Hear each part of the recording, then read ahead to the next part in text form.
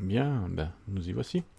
Allez, on va ouvrir une nouvelle version qui vient de sortir en mode release. Alors, quand on ouvre ça, vous voyez, comme on a vu dans le cours précédent, on a un nouveau splash screen avec une nouvelle version de 73, la release candidate pour préciser que c'était une release candidate, et la date de la sortie, le hash, etc.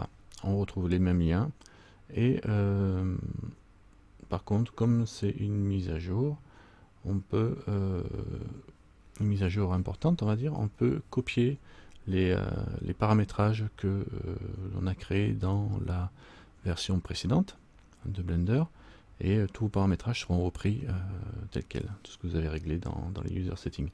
On verra ça plus tard pour les user settings. Donc je reviens maintenant à la suite. C'est que je voulais vous parler de l'écran que vous trouvez évidemment quand vous ouvrez Blender. Donc bon, cet écran est composé d'une fenêtre dans laquelle on a la vue 3D. Vous avez sur le côté un bandeau d'outils qui est typique à partir des versions de 71, surtout avec les onglets qui sont sur les côtés là, les petits onglets que vous avez sur les côtés. Vous avez quoi d'autre aussi? Vous avez en bas une fenêtre avec une timeline ici, c'est une barre de temps. Sur cette fenêtre ici de la vue 3D, elle est composée d'un menu en haut et d'un menu d'outils en bas, qui est intimement lié au type de fenêtre que vous avez affiché ici. Sur le côté ici, vous avez une autre fenêtre, parce que ça c'est une fenêtre, hein, vous voyez, elles sont entre deux petits angles, on va dire, c'est des petits angles avec des petits traits sur le côté. Et vous avez ici une fenêtre outliner qui est un menu, une sorte de menu d'inventaire, on va dire, avec tout ce qu'il y a dans la fenêtre de la vue de la scène, quoi. Tout ce qu'il y a dans la scène. Dans la scène, vous avez une caméra ici. Vous avez un objet mesh ici. Ici, c'est un cube. Par défaut, c'est le cube qui est ouvert. Et vous avez une lampe ici. Vous avez aussi le petit curseur 3D, le petit rond avec les lignes blanches et rouges et une croix. C'est un curseur 3D. Il se positionne systématiquement là où vous cliquez avec un clic gauche. Vous avez une grille de fond qui sert à faire qui sert à scaler, à se repérer. Et vous avez les repères de la vue, les repères en X en rouge, en Y en vert et en Z en bleu, mais on ne le voit pas en Z ici. On le voit ici en bas à gauche. Vous avez les repères qui sont représentés tels qu'ils figurent, hein. Et donc si je tourne par exemple, on voit que ça tourne en bas et le repère tourne aussi. Ici vous avez un manipulateur 3D qui va vous servir à déplacer, à faire des opérations sur l'objet qui est sélectionné. Ici l'objet sélectionné c'est la lampe. Je peux sélectionner l'objet cube ici ou la caméra. Donc si je reviens sur le cube, je peux lui faire plusieurs opérations, hein, comme le déplacement avec le petit manipulateur. Mais on verra tout ça plus tard.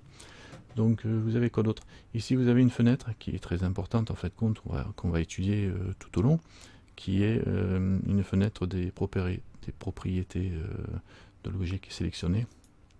Vous voyez, si je sélectionne une lampe, on n'a pas les mêmes petits boutons qui apparaissent ici, ou caméra, vous avez des petits boutons qui changent. Alors il y a des boutons qui restent pareils, qui sont communs, et des boutons qui changent. On voit aussi que pour sélectionner avec le clic droit sur chaque objet, on peut aussi sélectionner ici en cliquant, en faisant un clic normal sur les noms des objets dans la scène. La petite fenêtre là, on peut l'agrandir si on veut en attrapant la barre entre les deux, etc. On peut la remonter. Alors ça vous arrivera certainement d'attraper la petite barre juste sous la barre d'outils là et de la remonter, donc du coup de faire disparaître la barre d'outils, mais vous avez un petit plus qui reste là, vous cliquez dessus et ça va faire apparaître. Et ça va m'amener à vous parler en vitesse du petit plus qu'il y a ici. Quand on clique dessus, ça fait apparaître un autre menu, un autre bandeau de propriétés de l'objet qui est sélectionné aussi. Vous voyez, ça donne sa position, sa rotation, etc. Donc prenez le temps de regarder un petit peu, surtout à ce niveau-là. Vous faites un tour en vitesse pour voir ce qu'il y a.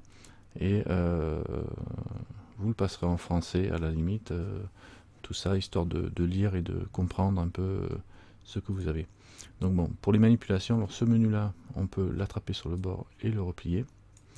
On a la même chose avec le menu d'en face, On peut l'attraper et le replier. Et vous avez des petites croix pour les rouvrir. Et vous avez les raccourcis clavier aussi qui sont T et N. Alors bon, on va en reparler tout ça. Donc vous cassez pas la tête, le N et le T sont les deux menus qui sont sur le côté. Voilà. Voilà pour cette partie, je pense que c'est déjà pas mal. Prenez le temps de regarder un peu tout. Et maintenant on va passer au réglage des User Preferences pour que vous puissiez un peu mieux appréhender le système. Merci d'avoir suivi. À tout